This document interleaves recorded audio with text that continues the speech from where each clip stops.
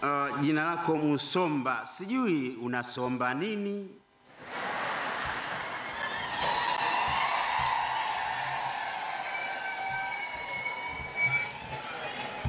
Basi mimi nafikiri unawasomba watu na kuwapeleka kwa Mungu.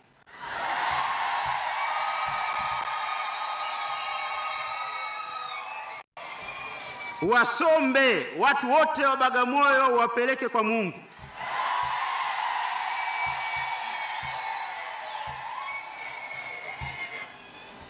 Baba Stefano Musomba na sisi wote ni kama Petro alivyoitwa kulisha kondoo wa Kristo.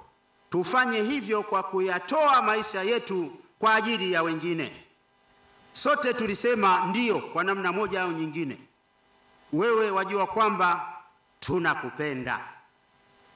Maaskofu tulisema ndio, mapadre walisema ndio, mashemasi wamesema ndio, watawa kwa nadhiri zao wamesema ndio, watu wa ndoa wamesema ndio.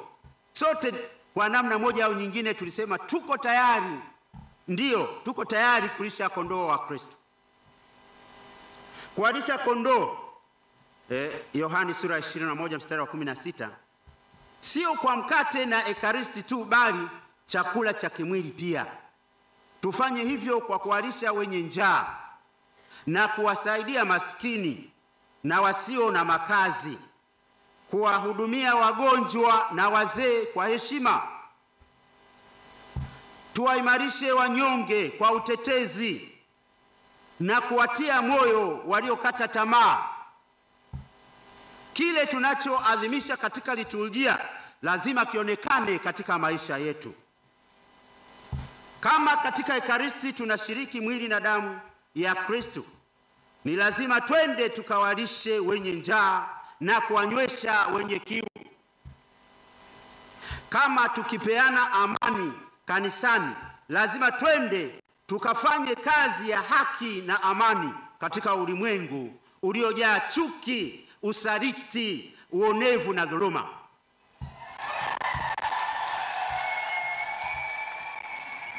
Huku tukisikia maneno ya upendo, faraja na amani, twende tukaonyeshe hayo kwa matendo kwa wanaokandamizwa na waliokata tamaa katika maisha. Tukinyanyuliwa kwa neema ya Mungu, nasi tuwanyanyue wenzetu waliobanwa na hali ngumu za maisha. Kumfuata Kristo. Neno la mwisho kabisa katika Injili, Yesu anamwambia Petro, nifuate. Kumfuata Kristo maana yake ni kuishi mafundisho yake kwa maneno na matendo. Baba Musomba na sisi sote tuliopo hapa, tunaalikwa kumfuata Kristo ni kumpenda yeye, kupenda jinsi yeye alivyopenda, kusali kama yeye alivyosali, kuwa wanyenyekevu kama yeye alivyonyenyekea, kuwa watumishi kama yeye alivyotumikia, kusimamia ukweli kama yeye alivyosimamia ukweli. Hapa kuna hadithi fupi ya utani kidogo kati yangu mimi na Askofu Stefano Musomba.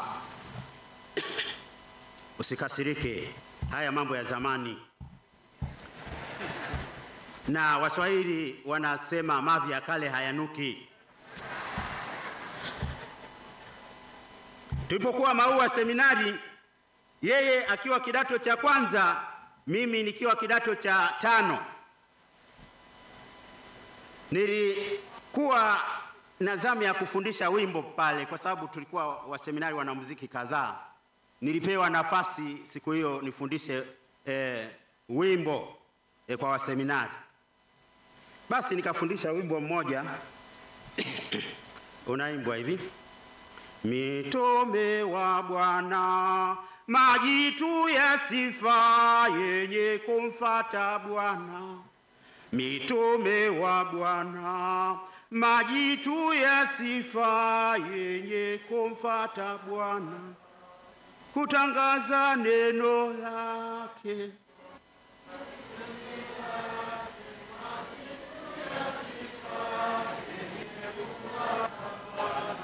Sasa wimbo huo siku hizi umerekebishwa, sio majitu ya sifa ila watu wenye sifa. Maana ukisema majitu ya sifa, yani jitu linatisha.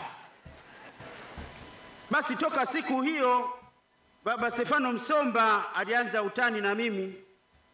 Kila tukikutana nje ananiita jitu la sifa.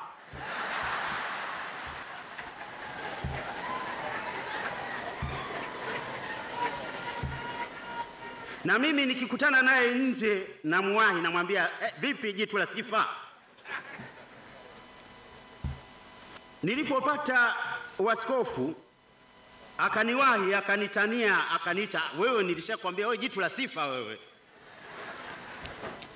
Haikupita muda mrefu yeye akatangazwa kuwa askofu msaidizi wa Dar es Salaam. Nikamwahi, nikamwambia wewe ni jitu la sifa. Jitu la sifa hilo. Sasa ninyi mtahukumu kati yangu mimi na Msomba nani jitu la sifa.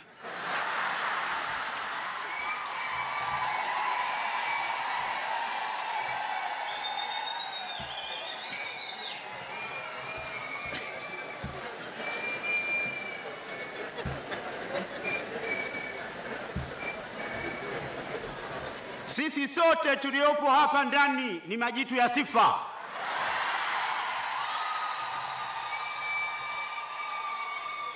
Hata ninyi nyote ni majitu ya sifa.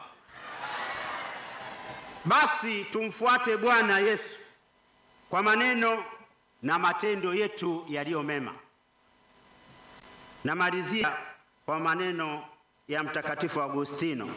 Kwa sababu wewe ni Mwagustiniani, basi nimechagua maneno haya ya Mtakatifu Agustino anayetufundisha kuwa katika maisha yetu ya kila siku tuhakikishe kwamba waliokata tamaa wanatiwa moyo, walio dhaifu wasaidiwe, wapinzani wa Injili waelekezwe, wajinga wafundishwe, wachochezi waangaliwe kwa makini na kunyamazishwa, wenye majivuno wafundishwe unyenyekevu, wanaogombana wapatanishwe, maskini wasaidiwe, wanaonyanyaswa wakombolewe, watu wema wapongezwe, watu wabaya waonywe, na watu wema wapendwe. Tumsifu Yesu Kristo.